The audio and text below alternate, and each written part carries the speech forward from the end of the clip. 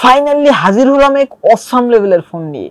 বলছি Poco F7 প্রোর কথা। ভাই এই নামে রেডমি K80 প্রো বাংলাদেশের ব্র্যান্ডেড হয়ে আসছে। ভাই এটা এমন একটি ফোন হতে যাচ্ছে যেটা সবচেয়ে কমে স্ন্যাপড্রাগন 8 এলিট চিপ দিয়েছে এবং বড় ব্যাটারি দিয়েছে এবং বেশ বড় চার্জিং সিস্টেম দিয়েছে। সো আর দেরি না করে এই ফোনটির খুঁটিনাটি বিস্তারিত জানবো। So let's go on. ফোনটি দেখতে খুবই প্রিমিয়াম এবং রিয়ার প্যানেলে কিন্তু ডুয়েল ফিনিশ দেওয়া হয়েছে, যার উপর অংশে রয়েছে গ্লোসি ফিনিশ এবং নিচের অংশে দিয়েছে ম্যাট ফিনিশ এবং ডিসপ্লেটিকে উভয় পাশ থেকেই ফ্ল্যাট করা হয়েছে। যার কার্ভ ডিসপ্লে পছন্দ তারা একটু হতাশ হবেন, বাট ফ্ল্যাট ডিসপ্লে কিন্তু খুবই সুন্দর লাগে এবং ফ্ল্যাট ডিসপ্লের একটি সুবিধাও আছে, মানে কার্ভ ডিসপ্লে অনেক সময় একদম সাইডে ক্লিক হয় না, সাইডে ক্লিক করা যায় না, বাট ফ্ল্যাট ডিসপ্লে কিন্তু ক্লিক কোনো সমস্যাই হয় না। রিয়ার প্যানেলে পেয়ে যাবেন সার্কুলার শেপের একটি ক্যামেরা মডিউল, যার ভিতরে রয়েছে 3টি ক্যামেরা সেটআপ এবং ভাই রিয়ার প্যানেলটা কিন্তু 3D কার্ভ করা হয়েছে, যার কারণে হ্যান্ড ফিলটা খুব সুন্দর পাবেন, মানে হাতে ধরে ভালোই একটি ফিল পাবেন। ফোনটির থিকনেস 8.39 মিলিমিটার এবং ওয়েট 213 গ্রাম। ভাই ওয়েট একটু বেশি, মানে একটু ভারী ভারী মনে হতে পারে, হ্যান্ড ফিল ভালোই পাবেন, দুই হাতে অনায়াসে ব্যবহার করতে পারবেন। এবং ভাই ফোনটিতে কিন্তু IP68 এর রেটিং পেয়ে যাবেন, যার কারণে হাত থেকে যদি ফোনটা পানিতেও পড়ে যায় তাও কোনো সমস্যা হবে না, মানে আপনারা 1.5 মিটার পানির নিচে চাইলে 30 মিনিট পর্যন্ত চুবিয়ে রাখতে পারবেন, কোনো পানি ঢোকার চান্স নেই। তবে আপনারা চুবিয়ে দেখবেন না, দুর্ঘটনা তো আর বলা যায় না। এবং % বাটন নিয়ে কথা বলতে গেলে ভাই ফোনটির রাইট সাইডে রয়েছে একটি ভলিউম বাটন এবং একটি পাওয়ার বাটন এবং লেফট সাইডে কিছুই নেই, উপর সাইডেও কিছুই নেই এবং নিচের দিকে রয়েছে main speaker, USB Type-C charging port, primary mic এবং সিম ট্রে।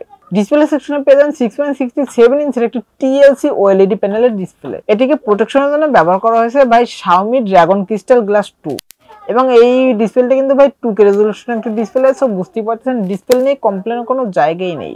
ডলবি ভিশনের সাপোর্ট পেয়ে যাবেন, HDR10+ এর সাপোর্ট পেয়ে যাবেন এবং 3200 নিটস পিক ব্রাইটনেস, যার কারণে ইনডোরে ভালো ব্রাইটনেস পাবেনই, আউটডোরেও ডিরেক্ট সানলাইটেও ব্রাইটনেসে কোনো ঘাটতি মিলবে না।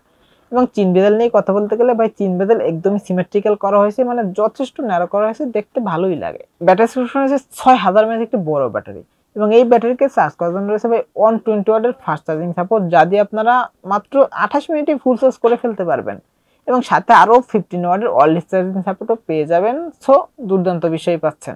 স্টেরিও স্পিকার রয়েছে, যার কারণে সাউন্ড কোয়ালিটি দুর্দান্ত পাবেন এবং ইন ডিসপ্লে ফিঙ্গারপ্রিন্ট সেন্সর পেয়ে যাচ্ছেন, যা আবার আল্ট্রাসনিক, যার কারণে খুবই দ্রুত আনলক করে ফেলবে, মানে ডিসপ্লেতে মানে ফিঙ্গারপ্রিন্ট দেওয়ার সাথে সাথে আনলক করে ফেলবে, কোনো প্রকার ডিলে ইস্যু মিলেনি, খুবই অ্যাকুরেট।